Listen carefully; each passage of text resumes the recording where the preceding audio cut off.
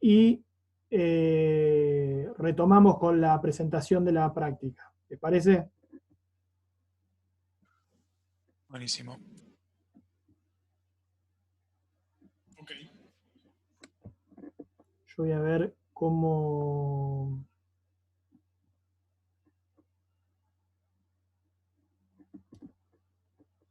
Muy bien, buenas tardes. Sí, buenas noches en realidad. Mi nombre es Juan Manuel, no sé si todos me ven y ven la pantalla. ¿Se ve la presentación, Pipo? Sí. Sí, la Confirma que se presentación, ve. sí. Tu cara... Bien. Tu cara me suena, ¿no? Porque van cambiando las ventanitas.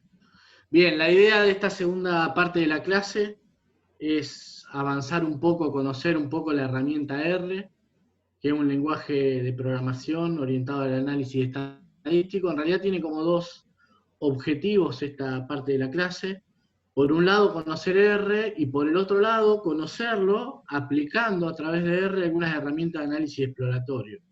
Hoy Pipo en la primera parte de la clase, Santiago, hablaba un poco de esta cuestión de conocer el dominio, conocer los datos. Algunas de las herramientas a través de las cuales vamos a conocer los datos son estas herramientas de análisis exploratorio. R es muy potente para eso. La idea es que en este curso trabajemos con R como lenguaje de programación. No sé cuántos lo conocerán, calculo que pocos. Entiendo que también van a ver Python en los otros cursos, algunos de los otros cursos. La idea es ir complementando estos dos lenguajes que en el análisis de datos, en Data Science, son de los más utilizados. Bueno, arranquemos. Con la herramienta, como decía un poco, es un lenguaje de programación con un enfoque al análisis estadístico. Lo interesante es que es software libre y es uno de los más utilizados en investigación en la comunidad estadística y de minería de datos.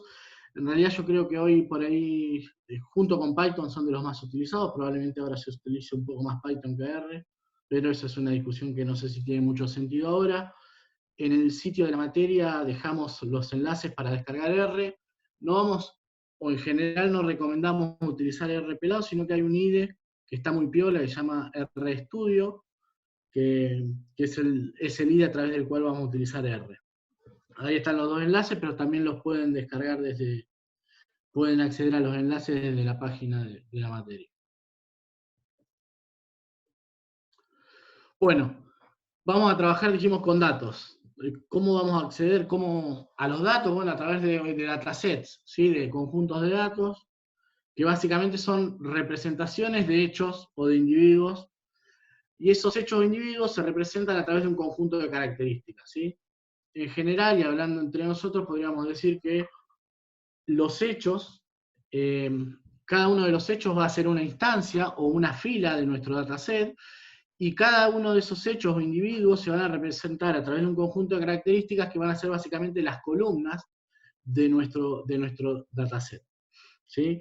A ver, esas columnas, esas características, tienen un conjunto de relaciones y a su vez pueden ser de diferentes tipos de datos, lo que hablaba Pipo de la complejidad o de la diversidad de los datos. Básicamente, a grosso modo, podemos decir que las variables pueden ser cualitativas o discretas, ¿sí? O cuantitativas o continuas. ¿Sí? Las cualitativas discretas son etiquetas, básicamente, ¿sí? Muchas veces sin sentido de orden, por ejemplo los colores, y las cuantitativas o continuas, vamos a estar hablando de números reales o enteros, ¿sí? Continuos claramente real. ¿Por qué es interesante conocer los tipos de datos? Bueno, porque el tipo de dato me va a habilitar a poder realizar un conjunto de operaciones diferentes o de análisis distintos de acuerdo al dato del que estemos hablando. Bien. Ahora bien, ese análisis exploratorio que vamos a hacer, hay diferentes enfoques. Hay uno de los enfoques que se llama análisis de datos exploratorio, o EDA, por el acrónimo en inglés, cuyo objetivo es identificar a grandes rasgos y rápidamente cuáles son las características de un conjunto de datos a través de un número reducido de gráficos o de medidas cuantitativas. ¿Sí? Vamos a tener entonces, vamos a abordar al dataset o al set de datos a través de medidas cuantitativas que me van a resumir el comportamiento de esas variables, y visualizaciones que de alguna manera van a complementar esos análisis, ¿sí? La idea es que en esta presentación abordemos cómo poder resumir un dataset a través de las medidas cuantitativas y de algunas visualizaciones básicas o de las más conocidas. La idea es que también podamos aprender, o empecemos a aprender o a incursionar en cómo analizar un dataset, así como también empezar a conocer algunos manejos básicos de R, que es, como decía, la herramienta que vamos a utilizar. Bueno, ¿qué set de datos o qué dataset vamos a utilizar para la demostración? El dataset que vamos a usar es IRIS. Si alguno tiene alguna experiencia en análisis de datos, conocerá que este dataset es un dataset muy conocido y utilizado, es un dataset de laboratorio, que está hecho ad hoc, con algunas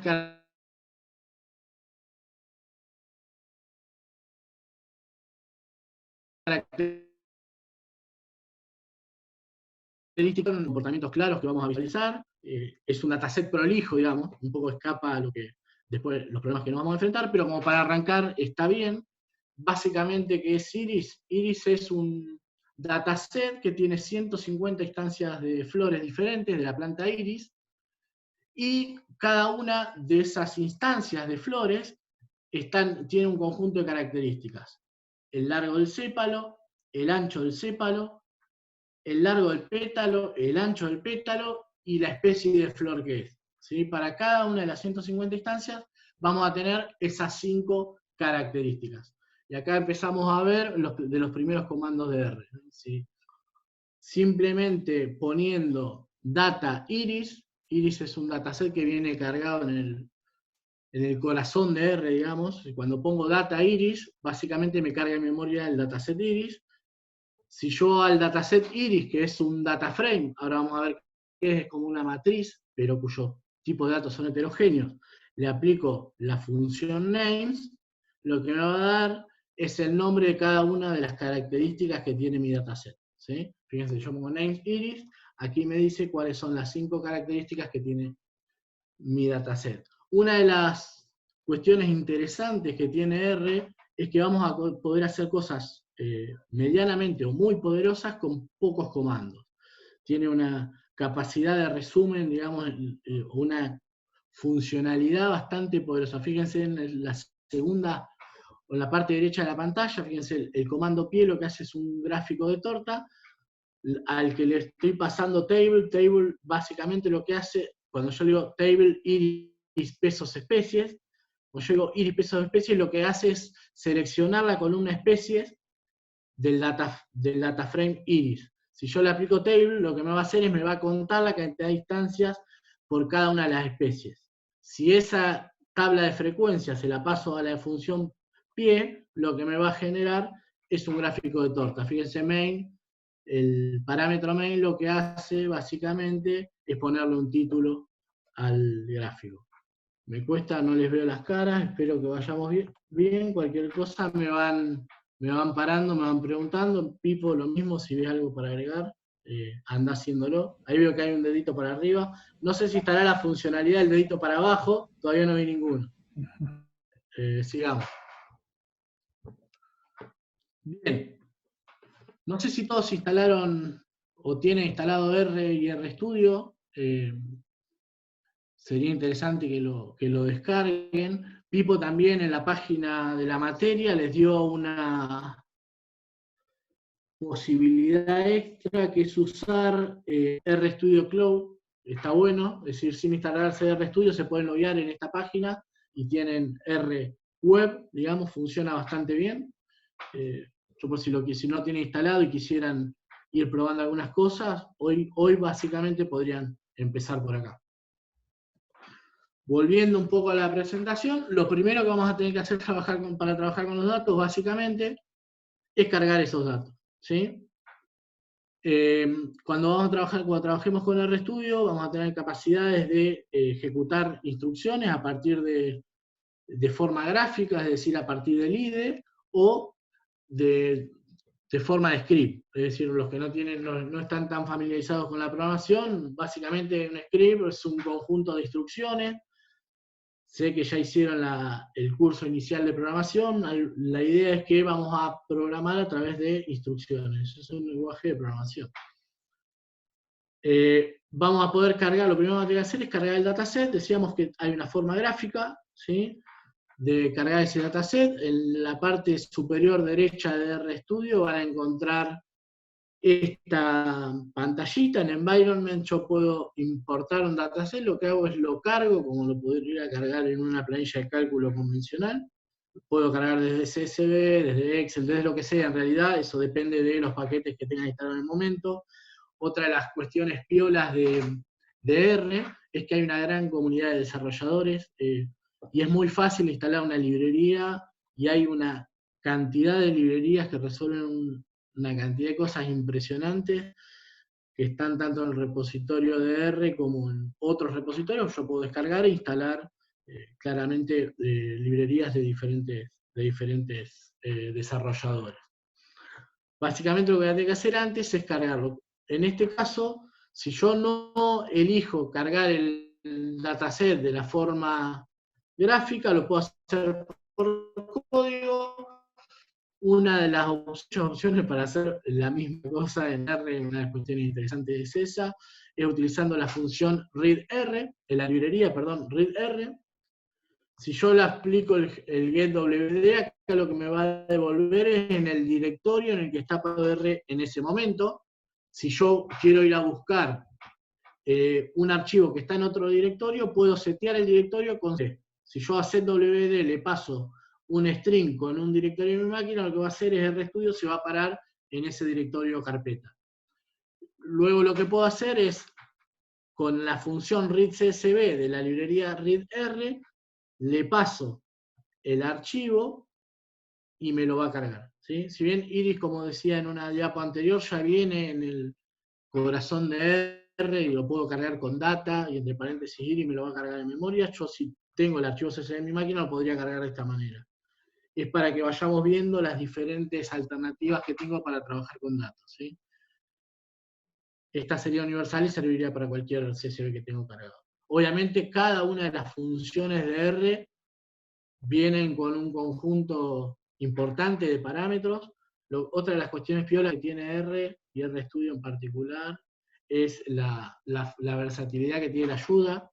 Los que estén en RStudio van a ver que en la pantalla, la parte inferior derecha, está el help. Yo ahí puedo buscar cualquier función y me va a tirar todas las referencias con ejemplos, con referencias externas a la web. Está muy piola.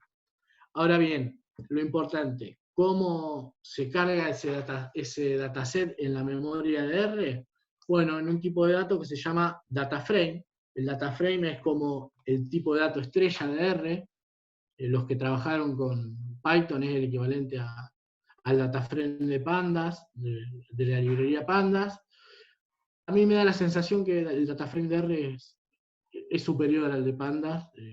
Yo trabajo con los dos, pero me parece que R, la forma de referenciar los datos y todo, me parece más piola el de R, pero bueno, es una cuestión de costumbre por ahí, o de gusto. Un dataframe básicamente es una matriz, ¿sí? Pero con la diferencia con respecto a las matrices, que los tipos de datos, es decir, las columnas, los tipos de datos de las columnas son heterogéneos. ¿Qué quiere decir? Que diferentes columnas pueden tener diferentes tipos de datos, ¿sí? ¿Cómo se representa esa matriz? Bueno, como venimos trabajando, los que están habituados a trabajar con datos, imagínense como un Excel, en donde las filas son las observaciones o instancias, y las columnas son las características de esa instancia. Acá vemos si hacemos un STR de Iris, ¿sí? Iris ya sería el dataframe. Este es un dato, ¿sí? Una variable de tipo dataframe que está cargado en memoria. Si yo hago STR, me va a dar algunos datos de resumen. Me va a decir, por ejemplo, que Iris es un dataframe que tiene 150 instancias, como le decía antes, y 5 variables. Esas 5 variables, hay 4 que son numéricas, y me da el hit, digamos, los primeros 10 valores, creo que son, 3, 4, 5, sí, más o menos 10 valores, y hay un quinto valor que es un quinto dato o columna que es de tipo factor, de tipo factor sería de tipo etiqueta, ¿sí?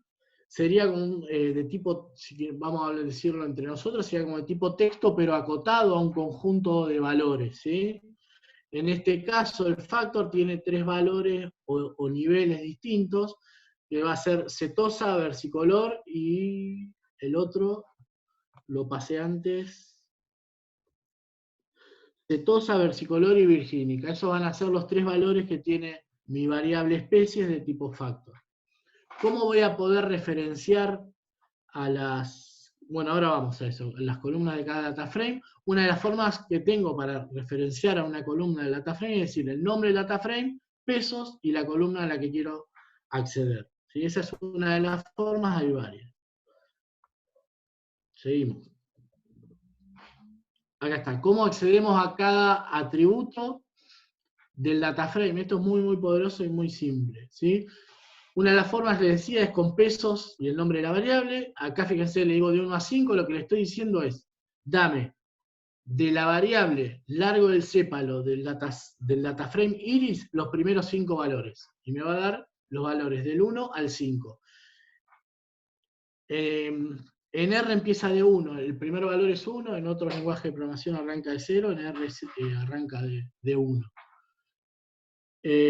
Otra forma de referenciarlo, porque hay varias, bueno, acá lo que le estoy diciendo es, dame las primeras 5 filas de la columna 1, ¿sí? Fíjense que las columnas tienen un orden, no deja de ser una matriz. Lo que le estoy diciendo es, dame las primeras 5 filas, fíjense, de la columna 1, que casualmente la columna 1 es sepal_len, entonces lo que me va a dar acá es las 5 filas de sepal, las primeras 5 filas también de sepal_len. Otra de las formas, yo podría acceder, por ejemplo, a una instancia, a la fila 3, para las columnas 1 a 3. ¿Sí? Acá le digo, bueno, de la tercera fila del data frame, dame las columnas 1, 2 y 3. Cuando yo digo 1, 2 puntos, 3, lo que le estoy diciendo es, lo estoy determinando un rango. ¿Sí? No es el 1 y el 3, sino que será del 1 al 3. ¿Se entiende? Acá ven los valores, 3 es el número de fila. Esta forma también está piola, ¿sí? Acá le estoy diciendo de la fila 2, dame todas las columnas menos la 4 y la 5. ¿Sí? Cuando yo le digo menos C, C lo que indica básicamente es un vector. En R vamos a determinar con C a los vectores. Este es un vector que tiene los valores 4 y 5. Si yo acá le digo menos 4 y 5, le estoy diciendo dame las columnas todas menos la 4 y la 5, en este caso serían la 1, la 2 y la 3. Otra de las cuestiones piolas, para seleccionar un conjunto de instancias, yo podría seleccionar instancias que cumplen con una determinada condición. En este caso, lo que le estoy diciendo es, dame del data frame iris aquellas instancias, aquellas filas, para las cuales la especie sea setosa, es decir, el valor del atributo especie sea igual a setosa, y el largo del sépalo sea mayor que 5.2. Pero fíjense, en esa instrucción no le estoy diciendo solo eso, sino que además le estoy diciendo, pero no me des toda la fila, solamente dame las columnas 3 y 4. ¿Sí? Fíjense, en una instrucción yo estoy haciendo un select y con una proyección. Es bastante poderoso, está bastante piola estas cuestiones de R y cómo maneja el data frame. No sé si hay alguna duda hasta acá. ¿Me levantan la mano o interactuamos con el chat? A ver si...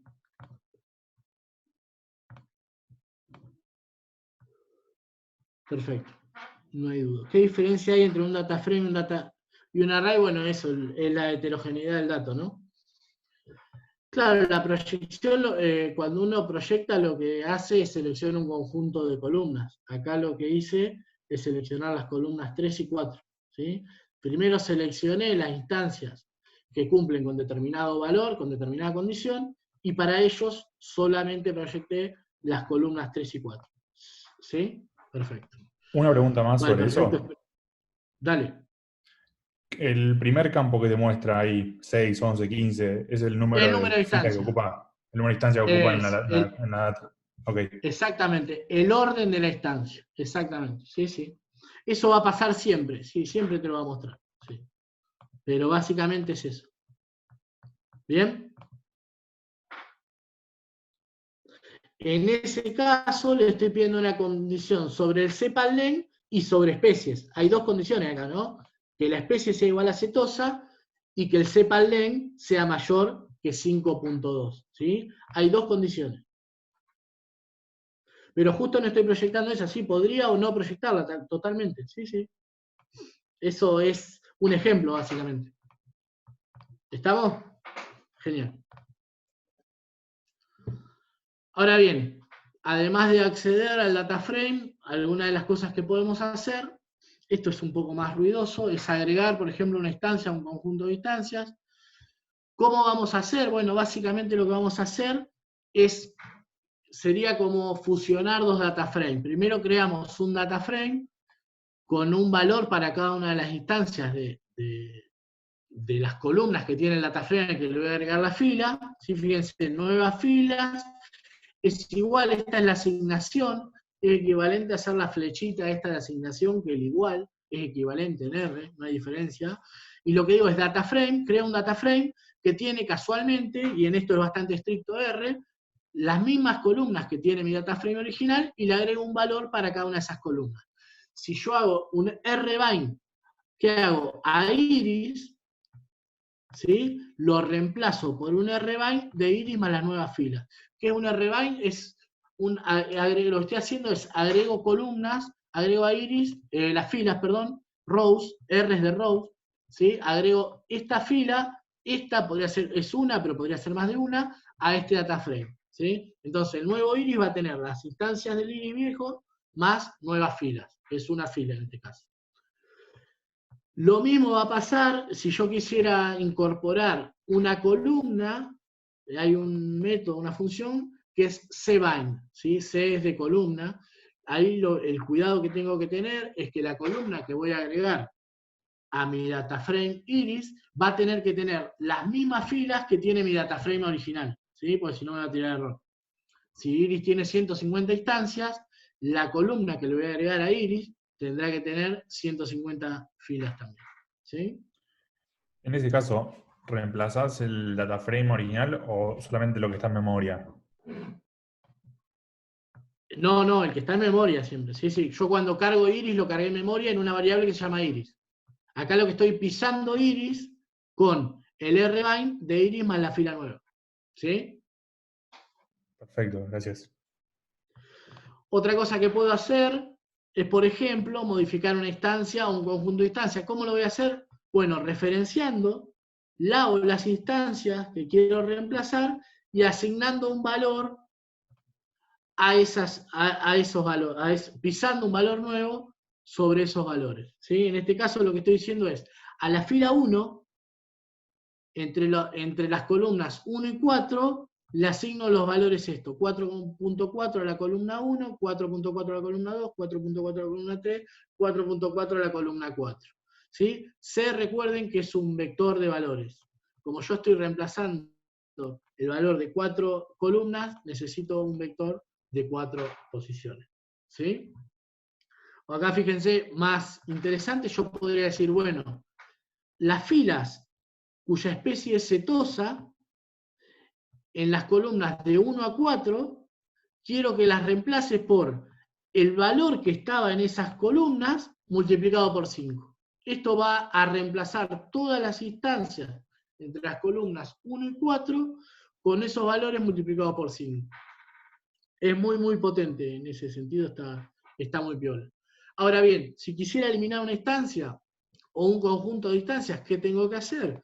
¿Qué podría hacer? Reemplazo el iris, reemplazo el dataset que tengo en memoria, ese data frame, por un iris que tiene todas las filas menos la 1, la 2, la 3, la 4 y la 5. ¿Qué estoy haciendo acá? Implícitamente borrando las primeras 5 filas del data frame. ¿Por qué? Porque estoy reemplazando el iris original con un iris que tiene todas las filas menos de la 1 a la 5. ¿Sí? ¿Estamos? Bien. Ahora bien, metiéndonos un poco ahora que podemos o conocemos un poco de cómo acceder a los datos de un data frame y entendemos básicamente en qué consiste. Veo un hablando ahí. Ah, soy yo.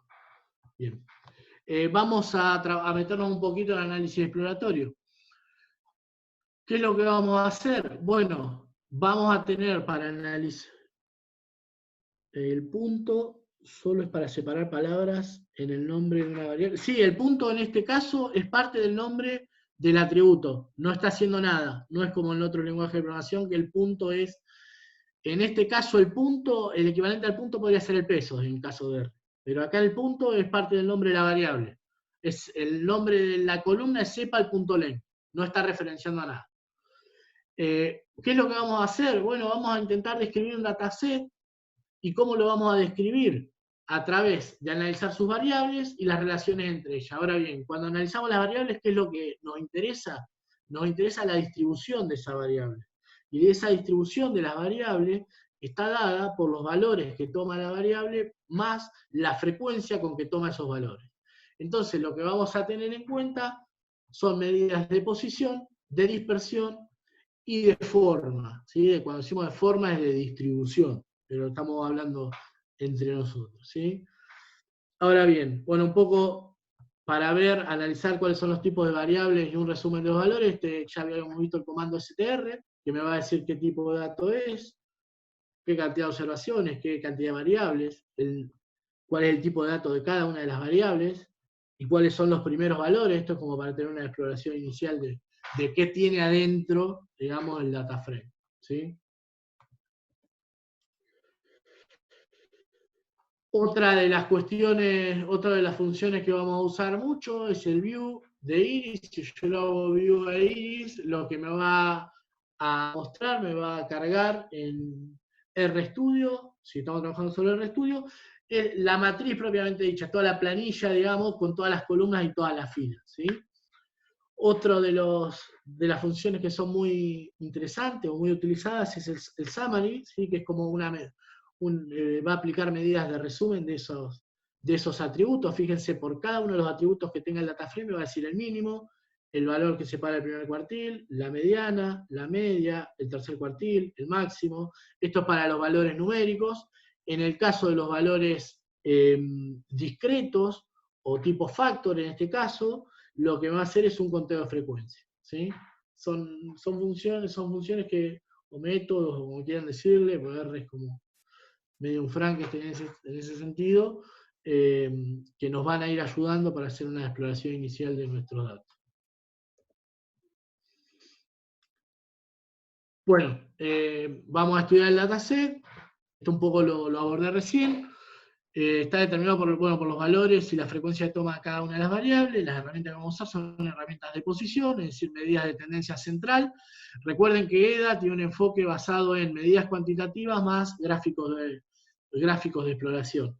En este caso, entonces, vamos a abordar medidas de posición y también gráficos que nos van a permitir ver las cuestiones de posición, de tendencia central de esos valores, para medidas de dispersión y gráficos de dispersión lo mismo. También vamos a abordar a partir de este tipo de gráficos la forma. ¿Sí? Y otra cuestión, fíjense, en estos análisis lo que hacemos es abordar las variables de a una, ¿sí?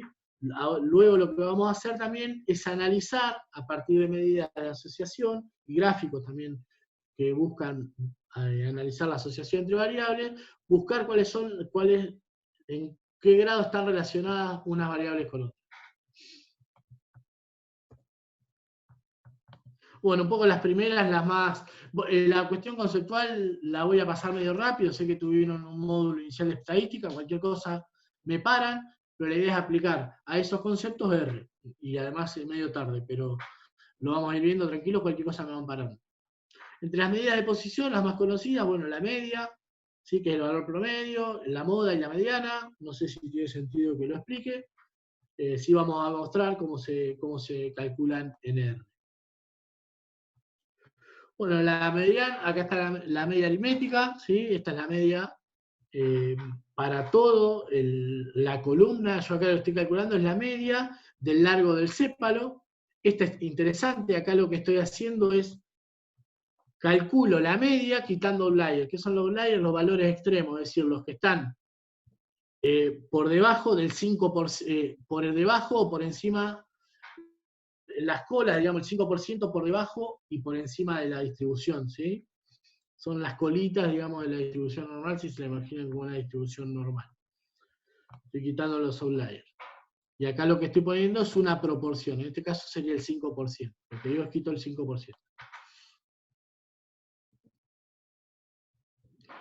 Bueno, para la mediana y la moda, lo mismo, acá estoy calculando la mediana, ¿sí? Del largo del sépalo.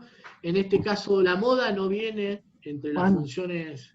Sí, una cosa, ahí ustedes lo que pueden hacer también, para ver eso que les mostraba Juan, de la parametrización de cada comando, ir a la ayuda de ese comando y ver cuáles parámetros admite y qué cosas pueden hacer. Por ejemplo, es muy común que uno a veces necesita calcular la media de los datos que están presentes y tengo, no sé, datos faltantes en esa columna, pero quiero saber, bueno, de los que tengo, cuál es la media. Bueno, hay formas, por ejemplo, así como Juan le indicó que corte los extremos al 5%, que calcule de los datos presentes que tengo, ¿sí? Entonces hay toda una parametrización de esas funciones que uno puede acceder o con F1 sobre la función en RStudio o con signo de pregunta. bien, gracias, Pipo. Bueno, como decíamos, es la media del 90, sí, exactamente. Y ahí, ¿cómo sabías cuáles eran las colas? Bueno, acá lo que podría hacer Victoria es previamente, obviamente ahí fue un suicida cortando sin conocer la distribución del dato, pero yo previamente lo que podría hacer es alguna explicación visual de ese dato y ver básicamente si me interesa o no cortar outliers, ¿sí? Ahí lo que estoy mostrando básicamente es lo que se puede hacer, en ese caso no necesariamente sería lo que se debe hacer. Obviamente ahí lo que se requiere es un análisis previo.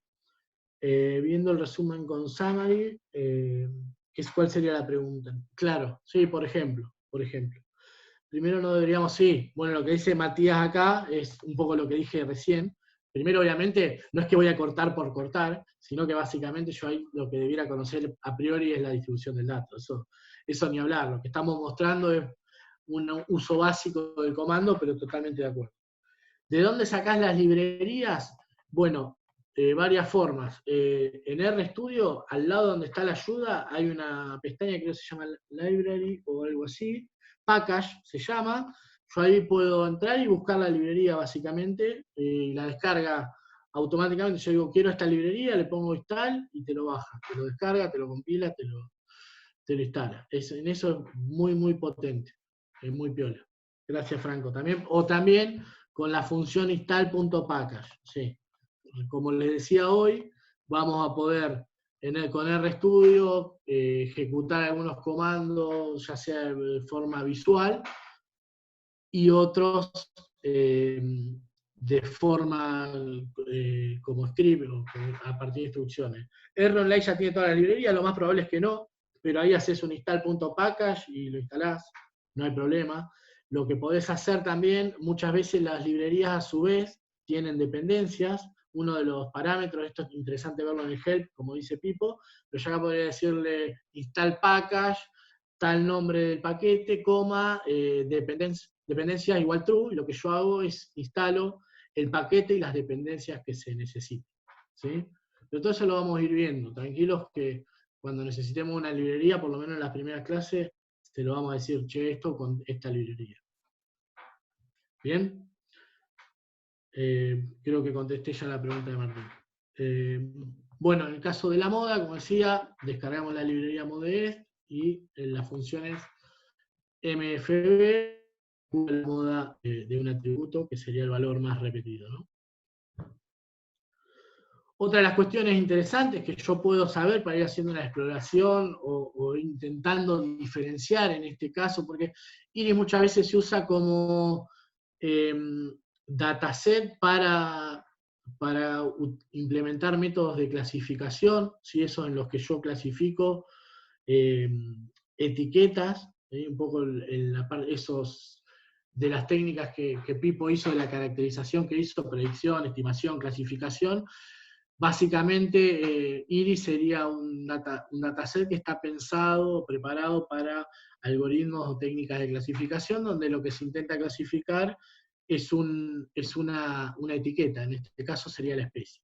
Una de las cuestiones interesantes para ver si hay diferencias entre especies, por ejemplo, con el aggregate, este es también una función muy potente. Yo acá lo que le estoy diciendo es, calculame la mediana, ¿sí?, del dataset IRIS de la columna, perdón, largo del pétalo en función de las especies. Entonces acá lo que va a calcular es para cada una de las especies la mediana del largo del pétalo, ¿sí? Es como que va a agrupar, sería como un group by por especies, básicamente es eso, y acá lo que voy a tener es la mediana diferenciado por especie. Acá se ve, pareciera claro, que hay que hacer de vuelta, antes que me reten, un análisis más profundo, lo que estamos haciendo en la primera aproximación, pero uno podría empezar a presumir o a pensar que el largo del pétalo para las flores de tipo setosa, en general, es más corto, ¿sí?, que para las otras especies. Obviamente esto después lo vamos a contrastar con otros métodos un poco más robustos, algunas cuestiones gráficas, etc., pero uno ya empieza a tener algún tipo de hipótesis. Bueno, además de las medidas de posición, como dijimos ahorita, vamos a abordar medidas cuantitativas y gráficos de resumen. Algunos para ver cómo está distribuido, bueno, un poco el gráfico de torta, donde voy a ver cuál es la distribución de las etiquetas, ¿sí? Acá se ve que hay una distribución uniforme. Otra de las, acá lo que le estoy pasando de vuelta, ¿no? El table lo que hace, si lo prueban, table.sp, lo que te va a dar es una tabla donde están las 3 tipos de especies y un conteo de frecuencia, ¿sí? Para cada, ya se lo spoileo, cada especie, o creo que ya lo dije antes, cada especie tiene 50 instancias. Otro de los gráficos bien conocidos es el gráfico de barra, ¿sí? La función para hacer un gráfico de barra. Obviamente hay librerías recontra potentes de visualización en R. Una de las que a mí más me gusta es ggplot2, que está muy buena. La idea es ir de menor a mayor, nos estamos acercando o amigando con R, lo estamos conociendo, y por eso arrancamos por lo esencial, pero les cuento que hay cosas muy, muy potentes, muy avanzadas en R. Una de las bondades de R es esa cuestión gráfica que es muy piola. Otra de las formas, bueno, aquí lo que estoy haciendo es dibujando un gráfico de barras, lo mismo, le paso una tabla de frecuencia. Fíjense acá algunos de los parámetros que tiene barplot. Es xlab, que acá sería label de X, es decir, la etiqueta de X, ¿sí?, que es especie, que está acá abajo. En mi pantalla sale cortado, pero cuando lo hagan ustedes van a ver que abajo aparece frecuencia. Xlim y lim son otros de los parámetros que se usan. Aquí lo que le estoy diciendo es en qué rango va a estar dibujado el eje Y. Le digo entre 0 y 60, ven, acá va a dibujar entre 0 y 60 el eje Y. Lo mismo un ilab, que básicamente es la etiqueta o el nombre, el label del eje Y. Acá está frecuencia. Y main es el título principal. También se puede definir un subtítulo, y hay varios parámetros más, pero bueno, ahí les tiro los principales. Les recomiendo, si no se quieren ligar un reto de Pipo, que pongan los nombres de los ejes, los títulos, los gráficos. Me dijo que se los diga, que haga especial hincapié en eso. Yo me quiero quedar tranquilo, así que se los digo. Por favor, tenganlo presente. Bien, ¿alguna duda hasta acá? Avanzamos. A ver, hay una consulta ahí. En barplot, especificás que sea así. Pero ¿dónde especificás que vaya de 10 en 10? Es así por defecto, pero yo puedo establecer un rango. Sí, pero es así por defecto, exactamente. Eso lo va a definir, en este caso, la función, pero yo lo puedo establecer. Ahora después lo vemos bien cómo se hace. Y fíjate, lo mismo pasa, ¿no? Con el eje, bueno, acá no se ve, el eje X, bueno, en este caso Barplan no tiene, pero bueno, después lo vamos a ver para el histograma. Bueno, otra de las medidas de posición, o para ver cuál es la distribución básicamente de las variables, lo que puedo usar es un histograma, ¿sí? En este caso lo que voy a ver es, para el largo del sépalo, cuál es la distribución del dato. Acá estamos viendo que va a haber muchos datos, van a tener un largo del sépalo alrededor de 6, entre 7 y 5, o un poco menos, está la mayoría de los datos, y después hay menos frecuencias para otros tipos de valores. Esto más o menos responde a lo normal. Acá lo que estoy dibujando, ven, si tienen alguna duda con el comando, que la idea es que lo veamos, me lo dicen, pero como todas derivan de plot de estas funciones, tienen más o menos los mismos parámetros. Acá lo que estoy diciendo es dibujar un histograma de sepal length, del largo del sépalo, con tal título, con tal etiqueta para el eje X y otra etiqueta para el eje Y. ¿Sí?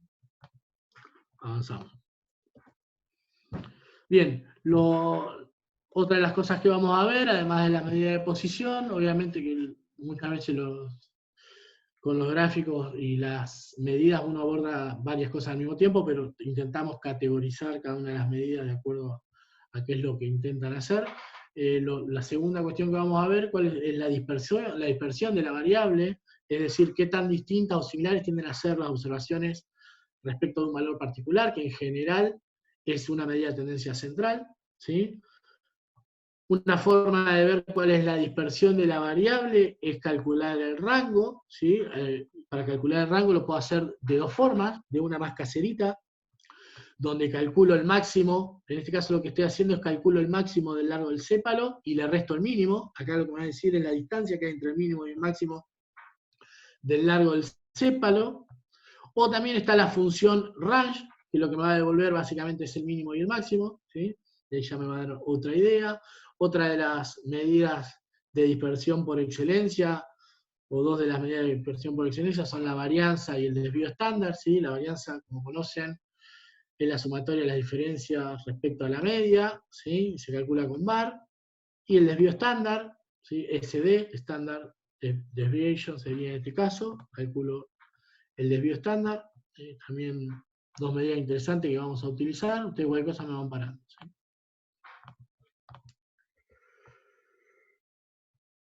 Otra de las medidas de dispersión que nos van a servir de alguna manera son las basadas en percentiles, ¿sí? Básicamente una de las más conocidas son los cuantiles, que son un tipo particular del percentil, ¿sí? Básicamente lo que va haciendo es agrupando la distribución de la variable en diferentes rangos, ¿sí? En el caso del cuartil, lo que hace lo separa en 4 rangos, ¿sí? En el cuartil 1 es el primer 25% del dato, en el cuartil 2 entre el 25 y el 50, en el 3 sería entre el 50 y el 75, y en el cuarto sería entre los valores que están entre el 75% y el 100% de los valores más altos para esa distribución, ¿sí? Tiene una función para eso genérica, que es cuantil. Lo que acá le estoy diciendo es que me calcule el cuantil de sepal length, y yo acá le estoy diciendo separado en cuánto, ¿sí? Acá lo que estoy diciendo es que me lo corte de a 10%, porque acá lo que estoy generando básicamente es una secuencia. Acá lo que le estoy diciendo es, si uno ejecuta solo este comando en R, me va a dar una lista que tiene el 0, el 0,1, el 0,2, y así, ¿sí? Lo va separando del 10%. En este caso, lo que estoy partiéndolo es en 4 partes. En este caso, de esta configuración sería el caso particular del cuartil, ¿sí? Donde lo estoy partiendo en una secuencia que va de 0 a 1, de 25 a 25, ¿sí? Acá está el resultado. Básicamente esa sería la idea de cuartil. Y percentil, que también ya lo vienen viendo de la parte de estadística. La forma de hacer un análisis gráfico de estos valores es la conocida, o calculo que debe ser conocida, ¿sí? El diagrama para ustedes, el diagrama de cajas. Que esto es interesante porque yo de alguna manera puedo ver varias cosas, ¿sí? Cuál es la posición, algunas medidas de posición, por ejemplo la mediana, la dispersión, es decir, por acá está el mínimo y acá está el mínimo y acá está el máximo, al revés. ¿Cuáles son los valores atípicos? ¿Sí? Que los que están por encima, digamos, del cuartil 3 más el 1,5, no sé si quieren que profundicemos sobre eso, pero es interesante el gráfico de cajas, yo me lo estoy corriendo un poquito a la hora, si quieren después lo vemos bien. Porque me permite ver todas esas cuestiones, ¿sí? Y otra cuestión interesante es la simetría de la distribución. Acá lo que se ve en este caso particular, en el de la izquierda, es que la distribución está más sesgada, digamos, hacia la izquierda, ¿sí? La mayoría de los valores que son los que se representan por la caja están hacia la izquierda de la distribución. Una forma, a la derecha estamos utilizando cómo se dibuja un diagrama de cajas, es con la función boxplot. Acá lo que estoy diciendo es, dibujamos un boxplot del largo del sépalo en función de las especies, entonces me va a dibujar una cajita por cada una de las especies, y bueno, y todos los otros parámetros tienen que ver con títulos y etiquetas, etc. ¿Sí? Fíjense acá, este puntito tiene que ver con un outlier, es decir, son valores que están por debajo del primer cuartil menos el 1.5 del rango intercuartil, ¿sí? Que sería el cuartil 3 menos el cuartil 1. Bien, no hay comentarios, entonces vamos. Bueno, otra de las formas de ver la dispersión que tiene a mí me sale cortado acá, no quiero maximizar para no ser macana con Zoom, pero es el scatter plot, el gráfico de dispersión, diagrama de dispersión, que muestra la dispersión de los datos de la variable, ¿sí? De dos variables en realidad. En este caso tengo en plot, lo que estoy dibujando acá es el ancho del pétalo, el largo del pétalo contra el ancho del pétalo. Acá se ve más o menos que hay como una relación entre estas dos variables, pareciera que cuanto más ancho es el pétalo, más ancho es el pétalo, más largo es el pétalo, hay acá como una correlación entre estas dos variables. Esto lo hacemos con plot. Fíjense, si yo le pongo el parámetro col igual iriespecie, lo que me va a hacer es colorear cada uno de los puntos en función de una de las especies, ¿sí? Todos los puntos verdes corresponden a una especie, los puntos rojos a otra especie, y los puntos creo que negros el tercero a una tercera especie, ¿sí? Acá está. Y otro gráfico interesante, porque ¿qué es lo que pasa con el plot? Bueno, uno tiene que hacer un gráfico por cada intersección de variables, ¿sí? En este caso hay variables numéricas hablando, ¿no?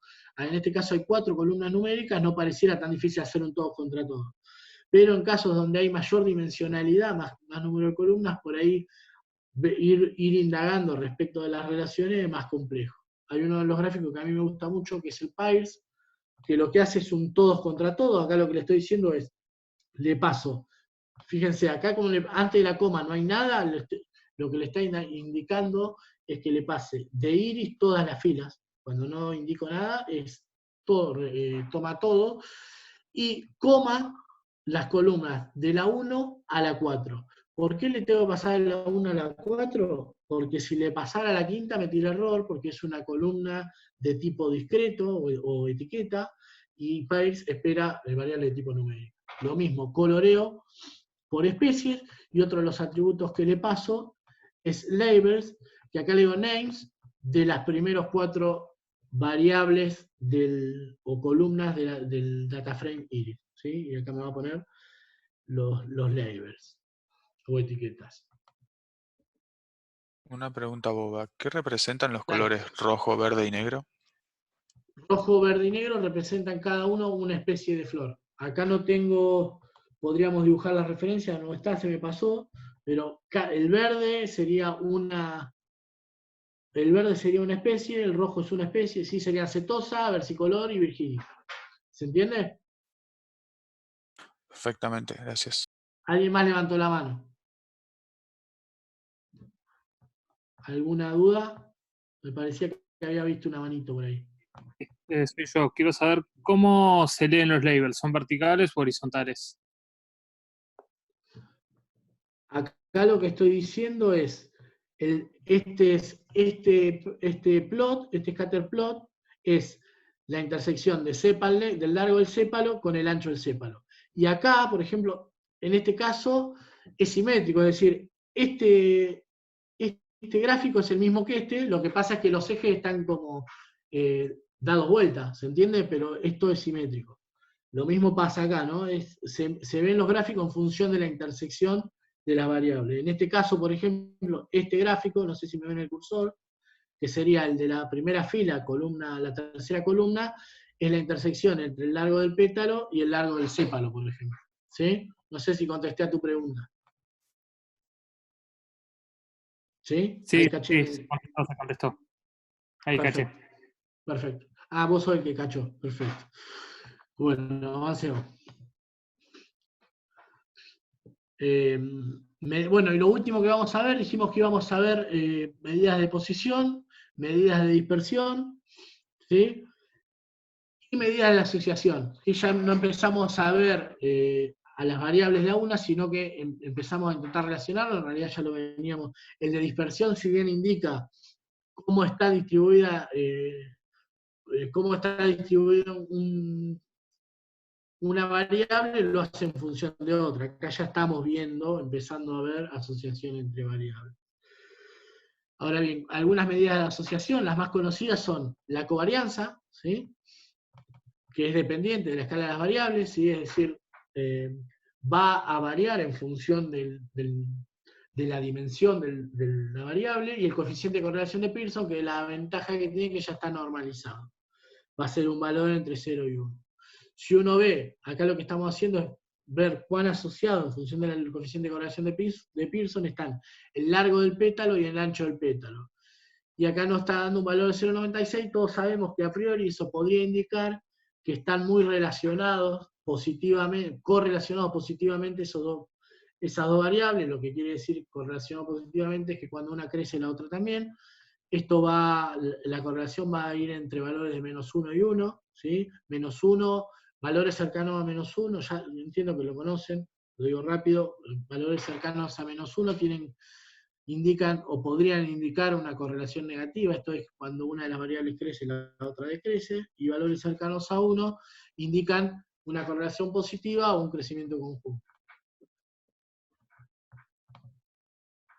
Bien. Tomás me estaba preguntando,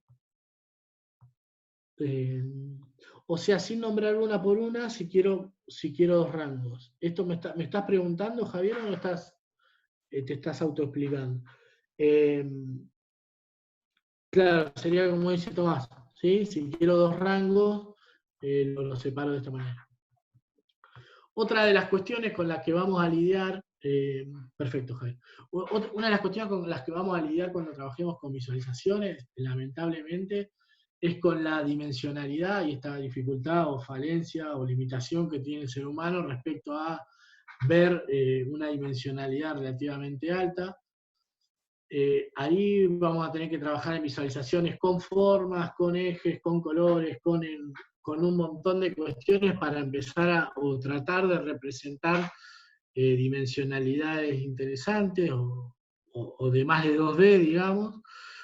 Una de las formas sencillas es el gráfico scatterplot 3D de R. En este caso podríamos representar 3 dimensiones. Fíjense, se grafica como un cubo en el cual tenemos el largo del sépalo, el largo del pétalo y el ancho del sépalo, y acá vemos la relación entre esas 3 variables. Si yo además le agrego, como le venía agregando a los otros gráficos, el parámetro col, y defino que, por ejemplo, pinte de un color distinto cada una de las clases, voy a estar pudiendo graficar en el plano 4 dimensiones, lo cual no es poco, ¿sí? Pero bueno, una de las formas de eludir esa limitación que tenemos respecto a la dimensionalidad es este tipo de gráficos. Hay otro que a mí me gusta mucho, y ya para terminar, que tiene que ver con el gráfico de coordenadas paralelas, que me parece muy, muy piola, ¿sí? Para esto tenemos que usar la librería más. Parcour lo que está dibujando acá es, para las primeras 4 columnas, voy a dibujar todas las observaciones del dataset, en este caso dibujo todas las observaciones, y pinto de un color distinto. Otra vez me faltó que intriga cuál especie es cada color, nos faltó la leyenda de primer culpa, ahora después lo vemos, o el viernes en todo caso, y me deja ver a grandes rasgos cuál es el comportamiento que tienen las instancias a lo largo de 4 dimensiones distintas y sin eludir las 2 dimensiones del plano, ¿sí? Fíjense, acá lo que me está diciendo es, bueno, hay un subgrupo de las flores, ¿sí? Las que están pintadas de negro, que tienen, en general se observa, fíjense que hay como un patrón, un largo del sépalo acotado respecto a las otras, crece bastante el ancho del sépalo, luego el largo del pétalo está bastante poco disperso o bastante junto, y es muy inferior a los valores observados para las otras clases, y lo mismo sucede con el ancho del pétalo, ¿sí? Me deja ver a grandes rasgos una cantidad interesante de dimensiones. Una falencia que tiene este gráfico, cuando lo vayan a usar se van a dar cuenta, si la cantidad de instancias es lo suficientemente grande, el gráfico se convierte en un super plato de fideos en el cual se ven todas rayas cruzadas y no se va a observar nada. En este se puede ver algún tipo de comportamiento por 2 cuestiones, básicamente. La primera es que hay un comportamiento bien definido, y la segunda es que son pocas instancias. Pensemos que hay 150 instancias, pero si empezamos a trabajar con datos no agrupados, esa cuestión se puede complicar, ¿sí? Básicamente, hasta acá llega la presentación de hoy. No sé, Leo o Pipo, si tienen algo para agregar. Si no, muestro rápidamente las consignas del lago y ya son las 10. No, vamos con la línea del lago, Juan. Bien, una cosa más, la parte derecha de la pantalla, fíjense, interesante esto, lo que estoy haciendo es, con un if, diferenciar, ¿sí? Diferenciar cuáles son las especies de tipo setosa, con las cuales las voy a pintar de rojo, de las otras que pinto de gris. Entonces, la especie roja, ¿sí? Veo setosa respecto al resto de las clases de flores. Esta es interesante del gráfico de coordenadas paralelas. Bien, vamos a las consignas. ¿Cuál es la idea? Bueno, la idea es implementar todas estas cuestiones que estuvimos viendo en la práctica con R, ¿sí? Estos comandos que básicamente están todos explicados en esta presentación que vimos juntos, más una guía que está muy, muy piola que armó Leo, ¿sí? Que es la guía de laboratorio número 1 de introducción a R, que habla un poco de manipulación de datos en R, y la idea es que trabajen aplicando a un dataset particular, que es un dataset que mide datos relacionados a la pobreza en diferentes países del mundo, que puedan explorar los datos a través de medidas de posición, de dispersión y de asociación, tanto a través de medidas cuantitativas como gráficos de resumen, ¿sí? La idea es básicamente esa, empezar a jugar un poco con R a partir de estos comandos que estuvimos abordando en este ratito, ¿sí? Sé que por ahí es mucho en poco tiempo, pero cualquier cosa tenemos todo el viernes para ver consulta. No sé, Pipo, si algo más. Pueden trabajar con funciones de dpReal, ya lo vamos a ir viendo. Eso está en el labo 2, ya introducimos este tipo de funciones. En este es un labo introductorio, Franco, pero sí, claramente. Si quieren conocimiento, adelante. No, bueno, sí, Pipo, más que nada para organizarnos, la idea un poco ahora es que puedan probar algunas de estas cosas durante la semana, en lo posible, para que el viernes podamos organizarnos de alguna manera para hacer intercambios de la práctica, resolver cuestiones de dudas que hayan, y si leen algo y tienen alguna duda de la teoría también. Vamos a estar podemos usar, me dijo Marcelo, las 2 aulas, la 1 y la 2. Entonces, por ahí puede estar bueno si no, seguramente estemos los 3 y podemos dividirnos y armar grupos e ir conversando por ahí con algunos de ustedes, ¿sí? La idea Una cosa, Pipo, sí. sí, que Martín acá plantea martes y viernes ambas comisiones. Los viernes va a ser básicamente de consulta, Martín. Sí. Sí, vamos a tratar de resolver todas las dudas que surjan. Por ahí los que ven después la clase grabada, que no pueden estar los martes porque están con otros compromisos y ven grabada, si quieren sacarse dudas de la teoría podemos verlas también. También vamos a estar en el canal de Slack. Me parece que ahí eso, si le damos una buena dinámica, vamos a poder resolver varias dudas entre semana ahí. Y bueno, nos organizaremos el viernes. De última, podemos ir acomodándonos para poder dar soporte a todos, ¿sí? No creo que con los 80 y pico vamos a poder estar resolviendo todas las dudas, pero vayamos organizándonos de alguna manera, no sé. Bien. Quedamos atentos, cualquier cosa nos van escribiendo y espero que podamos ir así de esta manera y que sea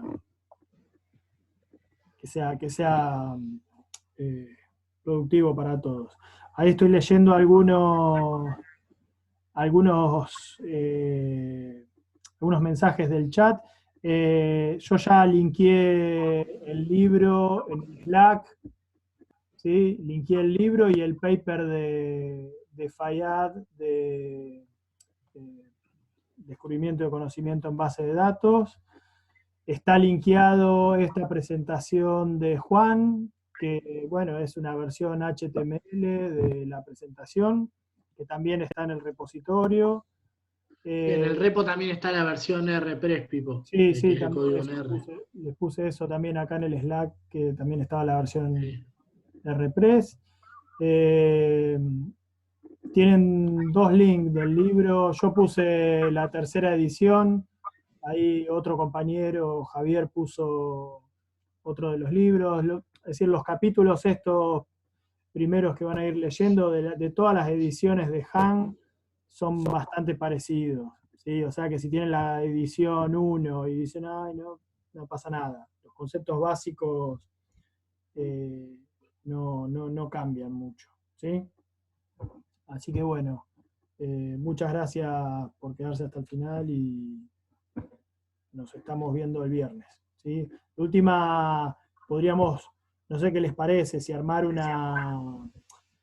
alguna especie de agenda donde se puedan ir anotando y vamos después viendo cómo administramos el tiempo. No sé cómo vamos a hacer para administrar el tiempo entre todos, pero bueno, podemos ver de armar algo como para poder atacar las consultas que tengan todos el viernes. Lo resolvemos durante la semana. No sé. Bueno, saludos, descansen. Gracias.